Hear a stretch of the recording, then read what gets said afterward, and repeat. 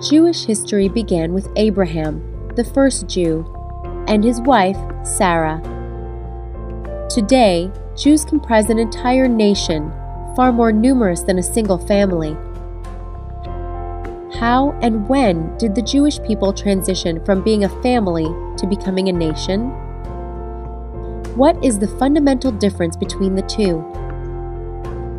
We now turn to Mrs. Shimona Zukernik, an international lecturer and founder of OMEC, a non-profit organization dedicated to in-depth transformational learning and living.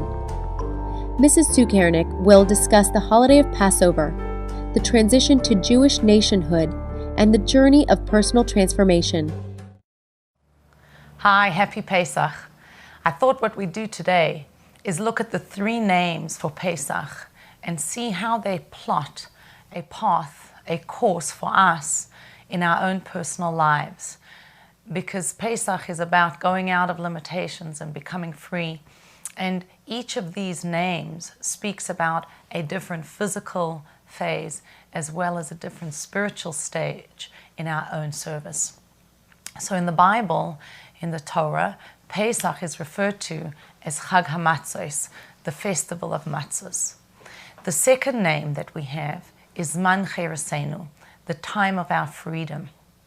And that's what we read when you pray in the standing prayer in the Amidah on Yom Tov. That's how Pesach is referred to. And then we have the general language that it's referred to, and that is as Pesach. You don't have to say to someone Passover. Everyone is familiar with the term Pesach. And each one of these is a different stage in our service, in our divine service, and our personal growth as to how to step ourselves out of limitations and come to a place of freedom. So before we even begin, let's just look at that notion of what it means that Pesach is about becoming free. Our sages tell us that at that time that we left Egypt, we were literally born as a people. We existed as a family with a tribal identity in Egypt. Surely, Jacob had come down with all of his children and they multiplied abundantly in the land. There were many, many Jews who left Egypt. But there was a big difference to our existential identity before we left Egypt and from the very moment that we left Egypt. In fact, there are different Kabbalistic texts that explain how the whole process of leaving Egypt is compared to a birth, from the bloody show of the blood that the Jews put on the lintel in the houses, whether it was the blood of the Korban Pesach, of the Paschal Lamb, or the blood of Milah. That was the bloody show of the birth of Mashiach, moving all the way to Matan Torah, the giving of the Torah. And there the two tablets are compared to the two breasts of a woman that are nursing this unborn child. But we're going to be looking at it in a little bit of a different way, just launching from this point of Pesach being the birth of a child. And our sages tell us in the Talmud that a convert who converts is compared to a child who is born. So at that moment that we left Egypt, we became like converts or like a newborn infant. We became a new entity. Just as a convert has lived her life or his life with a certain status or identity, from the moment they come out from the mikveh, that person, it has an entirely new existence. Furthermore, not were we only born on Pesach, but that birth is intimately connected with the giving of the Torah that happened on Shavuot.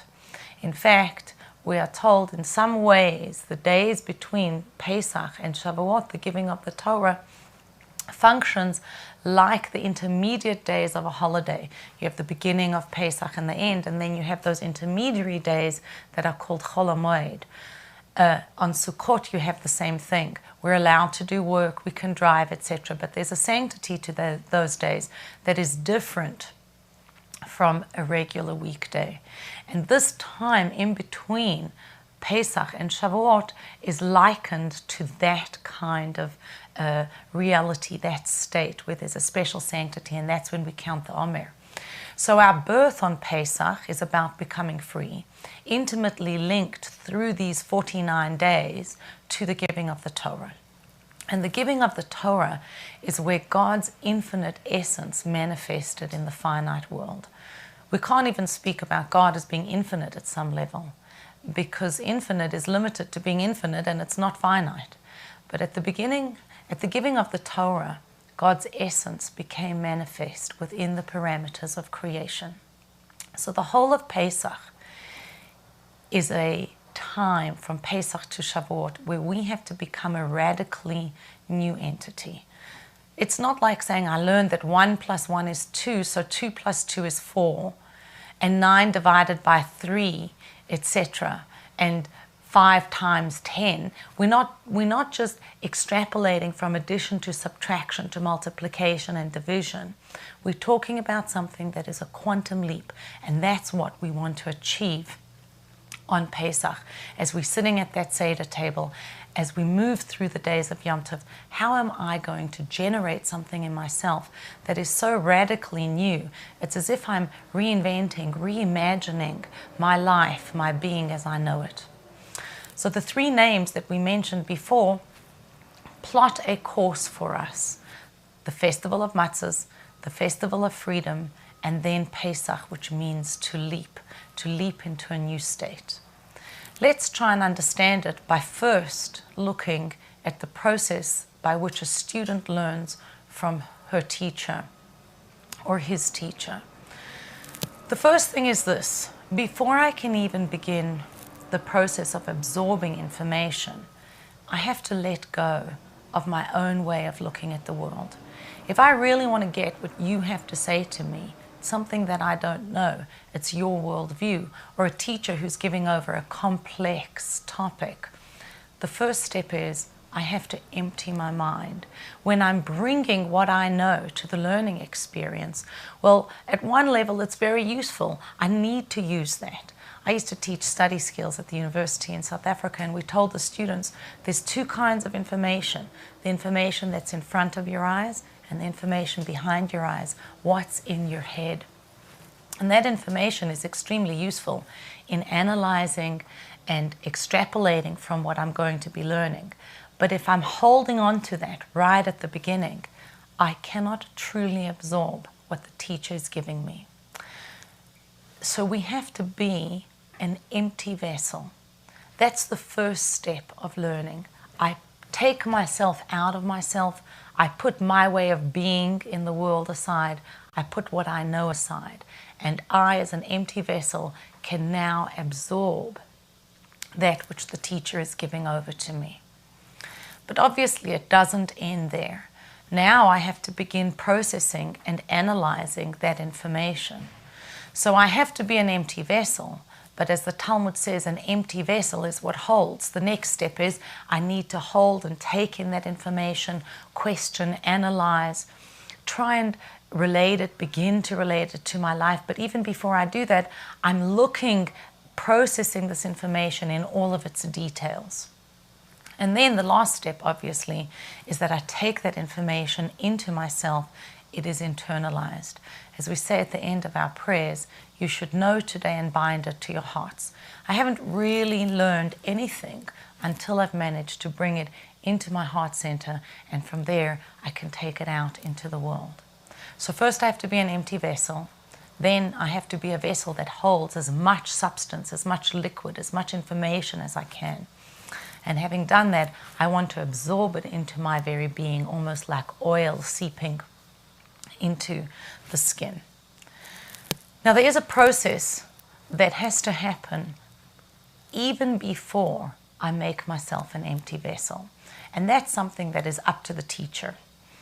The teacher has to open the students, has to awaken their will to set themselves aside.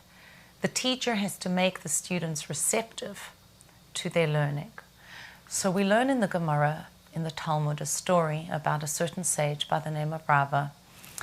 And prior to his teaching, he would begin with lighter words, a story, a joke, something humorous. This method of Rava seems to contradict what we are saying. as the first step in learning, which is that the student has to be in a state of mental surrender, of awe towards the student, not towards the teacher. Not saying, I make a god out of my teacher, but certainly if we're speaking about a teacher who is authoritative, this is someone that I want to open myself to receive from. So we need to have that phase, that place of being in awe of the teacher. But in order to get to that phase, the teacher has to open the student up. And that is a gesture of kindness and of warmth that makes the person feel comfortable. Okay, I trust this person, I can open myself up, and I'm ready to receive anything that I want. King Solomon tells us that the left hand pushes away and the right hand draws close. And our sages comment and say, the left hand is the weaker hand. When you're pushing away, when you're being severe, when you have to discipline and set boundaries, let it be with your left hand, with your weaker hand, and then with your strong arm you embrace. But even prior to pushing away with the left hand, there needs to be a gesture of the right hand. That's the joke, that's the warmth, the love that Rava gives to his students to kind of put them at ease. Where before I'm going to give criticism, if it's to a child or to an employee, I need to share something with a friend or a spouse, I want to come to the place where I'm drawing you close with my right hand. In order to do that, I need to give you the difficult words, this difficult communication. But in order to really do that effectively, I first need an initial drawing close with the right. So now with all of this information, we can come to the three names of Pesach. The first name is Chag HaMatzos, the festival of matzah. And when we look at matzah, it's clearly different from bread in the fact that it hasn't risen. Bread rises up, it becomes fluffy and full. And that is symbolic, Kabbalistically, of our ego. Matzah represents a state of nullification, where I surrender being in the world the way I know myself. I don't conceive of myself as an independent entity. I don't conceive of myself as having all the answers.